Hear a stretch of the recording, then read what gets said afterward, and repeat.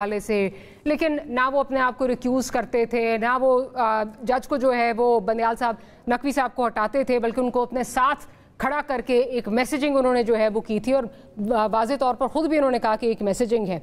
आज पीटीआई इसका जो है वो इसके बारे में जो है वो कंप्लेन कर रही है, जस्टिस आमिर फारूक के बारे में जो है वो कंप्लेन कर रही है।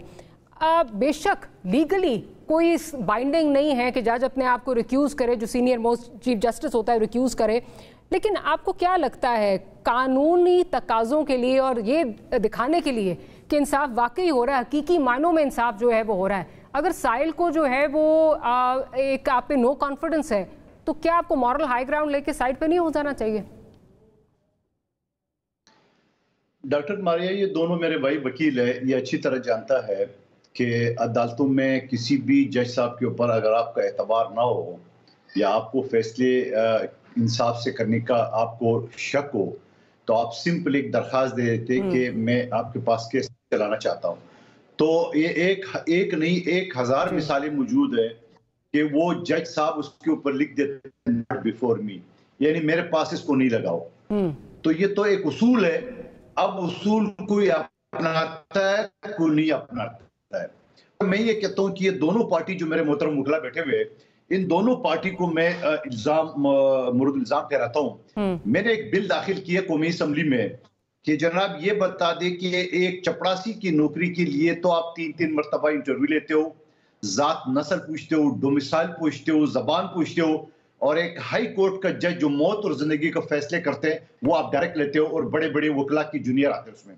आप यकीन करेंगे अप्रिशिएट किया था दोनों जमातों ने, मगर इनके वजीर कानून, दोनों की मैं बात करूं, वजीर कानून ने कमेटी में जो लॉ एंड जस्टिस कमेटी उसका मैं हिस्सा भी था, उन्होंने उसको हर वक्त टाल मटोल से काम लिया है। और आप यकीन करेंगे 2-2.5 साल तक ये असेंबली चला जो मैं जिस दिनों में मेंबर था, ये नहीं होने दिए।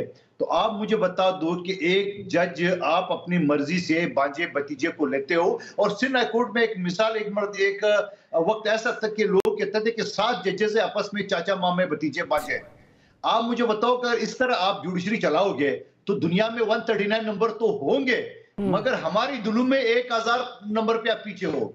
और इसी वजह से मैं कहता हूं हमारा जुडिशल सिस्टम फेल हो चुका है, नाकाम हो चुका है। इसको दोबारा असरनो बनाने की जरूरत है, क्योंकि ये चाचे मामे भतीजे जो ना, ये आपको या किसी को इंसाफ नहीं दे सकता है। उनको टेलीफोन आ जाता है तो फैसला महफूज, उनको टेलीफोन आ जाता है तो फैसला उसके हक में या खिलाफ में। ये तो आम सी बात है ना, ये कोई कहता है कि नहीं कहता? ये दोनों मेरे मोहतरम वकील बता दे मैं गलत कह रहा हूं, ऐसा नहीं हुआ।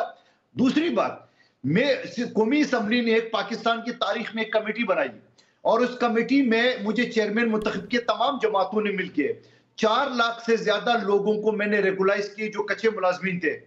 इस्लामाबाद हाई कोर्ट के एक जज साहब ने उस पूरे कमेटी के प्रोसीडिंग को, जो आइन के आर्टिकल 169 के तहत कोई भी अदालत किसी कमेटी या असेंबली के प्रोसीडिंग में मुदाखलत नहीं कर सकते, न सिर्फ उस जज साहब ने उस पूरे कमेटी के प्रोसीडिंग को गैर कानूनी डिक्लेयर किए, बल्कि जो काम हो चुका था उनको भी लेटर इशू कर दिए कि वो डायरेक्शन दे दी कि वो रिवर्स करो।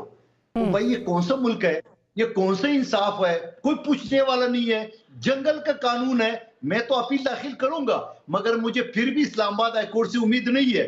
वहां मेरा केस रिजेक्ट हो तो मैं आपको अभी से बता दूं, मैंने सुप्रीम कोर्ट जाना है, मैंने छोड़ना नहीं है।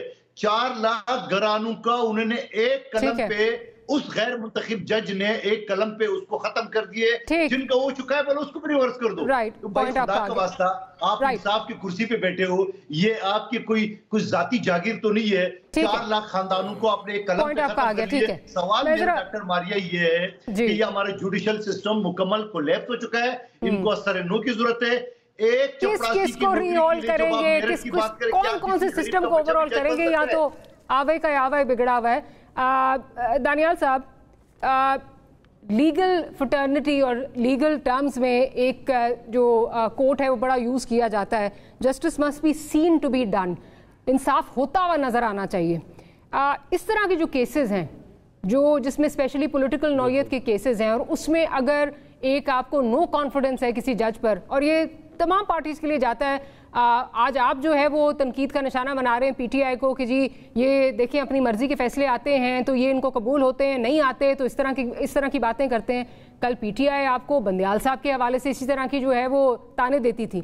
लेकिन کیا ان ججمنٹس کا یا کیا ان جو بھی فیصلے آئیں گے ان کی قانونی حیثیت کیا رہ جائے گی جب پہلے سے یہ کتنا بڑا کویسچن مارک جو ہے ان پہ لگا دیا گیا ہے؟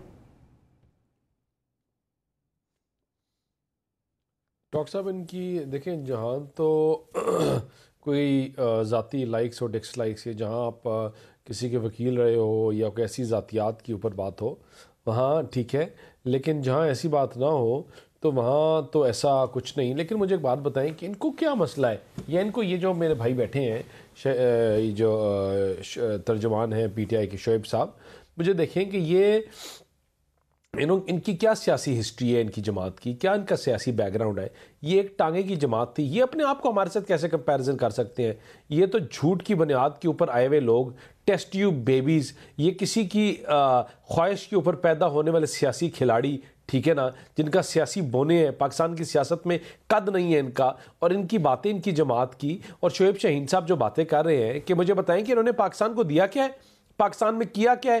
4 سال میں یہ یو ٹرنز اور ٹوٹیوں کی اور ٹیوب ویلوں کے افتتاح کرتے رہے، انہوں نے پاکستان کو کہاں لا کے کھڑا کر دیا ہے؟ جسٹس کی بات کر رہے ہیں، ان کو جو جسٹس اتنی سپیڈلی جسٹس ملا ہے آج تک کسی ملک کو کسی اور جماعت کو نہیں ملا۔ ان کے کیسز انہوں نے جو بی آر ٹی سے لے کر ان کی ہر چیز وہ اسٹے آرڈرز پہ چلتی رہی، 4 سال پورا ملک اسٹے آرڈر پہ چلتا رہا۔ ان کا ایک بندہ جاتا تھا، اگلے دن اس کو بیل ملتی تھی، وہ باہر آ گیا جب اریسٹ بھی 16 مہینے میں۔ ان کے ساتھ کیا ہوا؟ یہ تو ان کو اپنے منہ کی کھانی پڑی 9 مئی کو، جب انہوں نے اداروں کے دفتروں کو آگ لگائی، جب انہوں نے قائد اعظم کے گھر کو آگ لگائی، جب انہوں نے سٹنگ آفیسرز کے جہازوں کو وہ ان کے میسز کو آگ لگائی، جب انہوں نے اپنے شہداء کے جہازوں کو آگ لگائی۔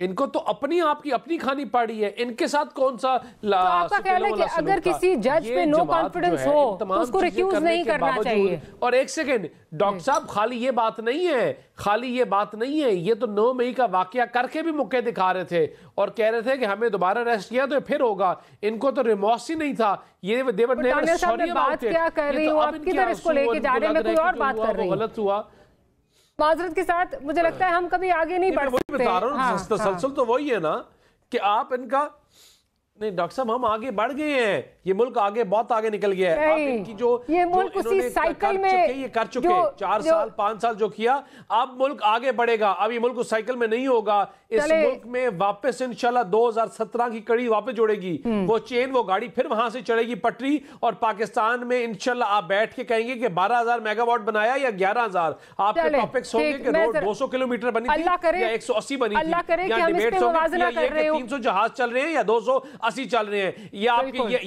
آپ کی ڈیبیٹ یہ ہوگی کہ ڈالر آج 4 روپے کم ہوئے یا 3 روپے کم ہوئے، کاش وہ دن آ جائے۔ بالکل یا آپ اس ریجن کے ٹائگر ہیں۔ اللہ کرے کہ وہ ٹائم آئی جائے۔ بلوں کے جلانے سے ملک کو آگے نکال کے لے گئے ہیں۔